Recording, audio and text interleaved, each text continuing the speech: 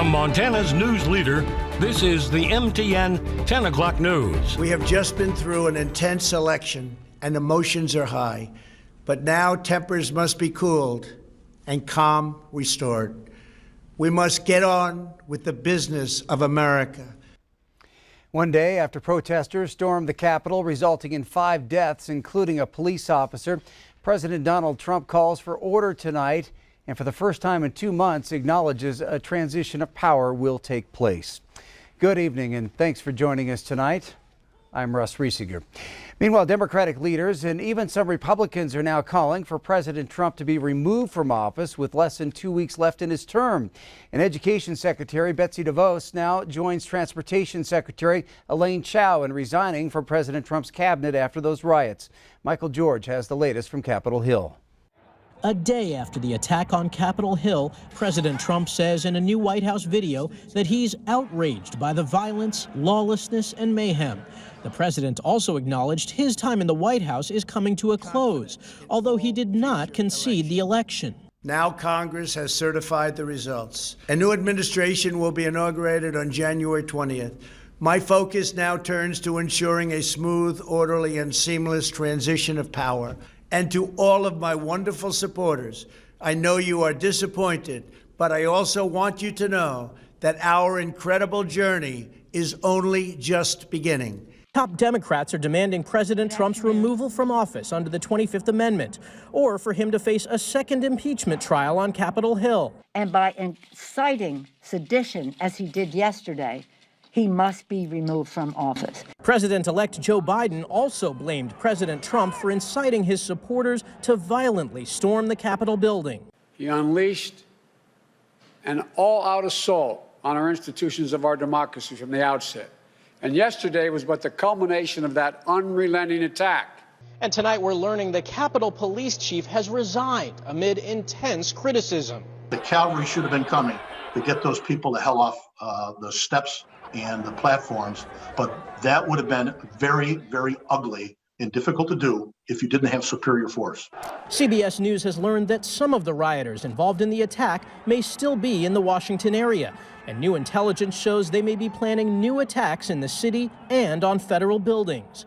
Michael George, CBS News, Capitol Hill. Well, the FBI has received more than 4,000 tips so far. The U.S. Attorney for the District of Columbia says all options are on the table for charging the rioters with sedition. Congressman Matt Rosendale reflected on Wednesday's harrowing and also historical day at the Capitol. He told me he didn't have any security concerns beforehand, that it had started out as a very quiet day, but it certainly didn't stay that way. Representatives had just begun debate on an objection to the vote in Arizona when they got word that a breach had occurred. It wasn't long afterwards they were being told to evacuate. And every time they would slam a door, people, you could see that their nerves were on edge. They weren't sure if there was a firearm being discharged. So I was doing my very best to help people get their gas masks on. And once most of the folks were about out of the room, then I went ahead and joined in with them and exited the room. Once we exited the House chambers and we got into the hallway, that's the first time that I saw some of the demonstrators. They were behind a door that had already been locked and secured. How concerning is that? This could have been far worse. Oh, it could have been. I mean, and many times it's like, a lot of things can be a lot worse. I try to look on the positive side of things. I don't like the idea that people did penetrate the Capitol, that were looking to conduct violence. That is not good. But the Capitol Police did do their job. They dirty. A lot of your fellow lawmakers have pointed the blame directly at President Trump for this. Do you think he deserves any of the blame? The people who committed the acts of violence must take responsibility for their actions, which are completely contrary to the peaceful process that our government provides, and that's what I look to. You don't think he fanned the flames, though? No, people need to take responsibility for their own actions, Ross. They have to. After about 3 hours, lawmakers returned to finish their work and certify Joe Biden as president, despite a majority of House Republicans, including Rosendale, rejecting the results from Arizona and Pennsylvania. What's been the reaction from your constituents back here in Montana? It's split, and I anticipated this much. But the people of Montana elected me not to check the winds of polls on a daily basis. What they did was elect me to come up here, to listen to information, to evaluate it with the best of my ability, and then to cast a vote. And when I sat there on the floor, I listened to the discussions about the numerous, extensive, credible allegations of fraud and irregularities that took place in Arizona and in Pennsylvania, and that's why I voted to oppose those or reject those electors. Rosendale also said that he believes it will be a smooth transition to Joe Biden as president. You can listen to the entire interview, where he also talks about his priorities for his first term in Congress, on our website, ktvq.com. Well, law enforcement reports no issues in Billings in Yellowstone County after the rally and incident at the Congressional Building in Washington, D.C. Yesterday, a rally in downtown Billings and a demonstration at King Avenue West and South 24th Street were peaceful. The Billings Police Department and the Yellowstone County Sheriff's Office say they expect the same on President-elect Joe Biden's inauguration on January 20th. And last year, demonstrations went well, including the George Floyd protest back in June. The sheriff and police have communicated and will be ready in the event of any issues. Now, Lieutenant Brandon Woolley says it's business as usual. We're prepared to respond if necessary, and he adds we are not tracking any violence or illegal action in Billings. We haven't heard of anything, but we'll pay attention, and I'm sure there's people around the state that are going to be keeping us informed as well. I think the people in our community are pretty proud of our community, and they want to keep it peaceful just as much as they can. Without talking too much about what we do or how we find out things, when we become aware of something, we pay attention, kind of keep our eyes open and our ears open just to know what's going on. The troops out on the streets will pay attention, and if something comes up, we'll address it. Both the sheriff and police have not had major incidents at demonstrations, they say. Well, as of this morning, all Yellowstone County COVID-19 related health orders are rescinded. The statewide directives remain in effect, but this latest change is positive news for many businesses, as they can now remain open past 10 o'clock. Under the governor's order, bars, restaurants, breweries, distilleries, and casinos must operate at 50% capacity and close at 10 p.m. But all other businesses, such as gyms, retail stores, movie theaters, and gas stations, can now remain open past 10. The mask mandate does remain in effect for now. Numbers show county case counts have dropped to a third of what they were during the peak of the pandemic, and we did not see a surge after Thanksgiving. County Health Officer John Felton says he's removing his orders thanks to the hard work of county residents and out of respect to new Governor Greg Gianforte to manage the pandemic according to his policies.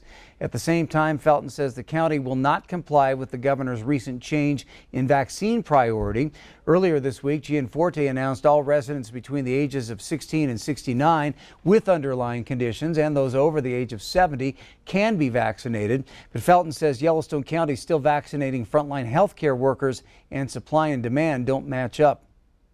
I think we need to understand that if the number, let's just use the number of 250,000 people statewide, our share of that is probably 25 or 30,000 people, and it's going to take a while to get through that. Felton says the current vaccine supply is not very predictable, so he can't determine how long it will take to get through this first tier, let alone the next tier, but he hopes over the next week to learn more. The first day of the Montana State University's new semester is next week, which of course means that students are going to be making their way back to Bozeman, and that is causing many, including health officials and professors, to share concerns over how everyone at the school will stay safe.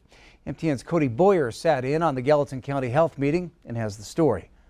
All three players in one spot: Gallatin City County Health Department, Bozeman Health Deaconess Hospital, and Montana State University. But one big question on the table at MSU: how is asymptomatic testing being funded and operated? These are three of our public health nurses that have been working their hearts out. The Faces of Frontline Healthcare Providers in Bozeman opened Thursday morning's virtual meeting. Health Officer Matt Kelly started first with a look at now and what's up ahead for Gallatin County. MSU students are tested at significantly higher rate and pace than non-MSU students. But on the mind of many, including MSU professors and public comment, the return of university students next week and proper funding for asymptomatic testing. My concern is what happens when those tests run out, which will happen fairly rapidly, probably by the end of January. That asymptomatic testing, to be efficient, needs to be done, 1 to 3 times per student per week. The number that I'm hearing is 20 to 50,000 tests. That's going to be a drop in the bucket and will only get us through, a week or two. MSU spokesperson Tracy Ellick joined the panel, responding to ongoing faculty concern over testing. Since last fall, Ellick says the number of beds available for quarantine and isolation housing has doubled to around 400. And he added that the university is expecting between 1,000 and 1,800 less students for the spring semester. Ellick says asymptomatic testing will be available for resident students on Monday. This has been an incredible lift on our university healthcare staff. A problem Ellick mentioned, waiting for another allocation of funding for that testing, as well as issues finding personnel, something MSU's leading COVID-19 professor, Dr. Seth Walk, questioned. How many people would be needed to test all of our students? I can't answer that right now. So has that been considered? It seems like we would know that answer if there's a problem with human resources. In the end, the main concern from board members, will the university be able to fund asymptomatic testing for more than a few weeks? I feel very strongly that MSU and MUS needs to really think about how to sustain asymptomatic testing for every student throughout the entire semester. The next Gallatin City County Board of Health meeting is scheduled for Wednesday, January 20th. In Bozeman, Cody Boyer, MTN News. All right, we want to send it over to Chief Meteorologist Ed McIntosh. And Ed, it could be tough sledding for some of the commuters in the morning. Well, maybe the sledding will be easy. It's the stopping the sled that might be a tough thing. Let's take a look at Doppler radar. Here's what's going on around the Billings area right now. You see over the last 6 hours how rain showers have switched over to snow. And it looks like things are easing up, and in general they will. But also, the radar is now shooting over top of some of this very light snow across the region as well. There's still plenty around here in the short term, but the problem is also from the snow that's already reached the ground or rain showers that have now started to freeze. You can see the current temperatures are basically 30 to 35 degrees right on the edge where we're starting to see more of those slick conditions. We'll talk about that and the rest of the 7-day forecast coming up in a few minutes. Thank you, Ed. Today, Governor Greg Gianforte released his first proposed 2-year budget for the state. As MTN's Mike Dennison reports, it includes some tax cuts and new programs as promised during his campaign, but it also cuts spending. At a Capitol News conference, Governor Gianforte got right to the point on what he considers the most important elements of his budget. I promised we would provide tax relief to hardworking Montanans and get Montana open for business. This budget does that. So what type of tax cuts? He wants to reduce the top state income tax rate paid by about half of Montana taxpayers from 6.9% to 6.75%. He's also proposing to exempt more business equipment from property taxes and help lower income homeowners escape property tax increases caused by reappraisal. As for new spending, Gianforte wants to help school districts increase beginning teacher pay and increase money for trades education. But his biggest spending ask is for attacking the effects of drug addiction in Montana. Few Montanans have been left untouched by the epidemic of addiction and drug use. The crisis is ripping apart our families and our communities. Our budget commits an additional $23.5 million in state and federal dollars per year. That spending includes money for drug treatment courts, more parole and probation officers to supervise criminal offenders outside of prison, and more treatment in the correctional system. But where's the money coming from to finance these tax cuts and new spending? Gianforte says he's cutting about $100 million out of the budget initially proposed by his predecessor, Democrat Steve Bullock. The legislature must now review and decide on his budget. House Appropriations Committee Chair Lou Jones told MTN News he expects lawmakers to have many of their own ideas, but that Republicans also want to honor Gianforte's pledge to hold the line on spending. A lot of these ideas that are coming in, if they come with a fiscal note, it may not be the year to have a good idea. Of course, we haven't had much chance yet to examine the details of this huge document and how it might affect Montanans all across the state. That's what lawmakers will start doing now, and we'll be doing the same here at MTN News. In Helena, I'm Mike Dennison. Thanks, Mike. Committee hearings on the state budget start as early as Friday and continue for the next several weeks. It was also reported tonight that Representative David Bidet of Hamilton has tested positive for COVID-19. He's currently asymptomatic and is already quarantining. As of now, the legislature will continue to meet in person. Well, still to come on the MTN 10 o'clock news here on Q2, from safety to the end goal. Health officials across the state are facing many questions when it comes to the COVID-19 vaccine. We're going to answer some of those next. And then later in sports, it's a new year and a new season. High school basketball is underway. We'll have some highlights from the hardwood coming up in just a bit.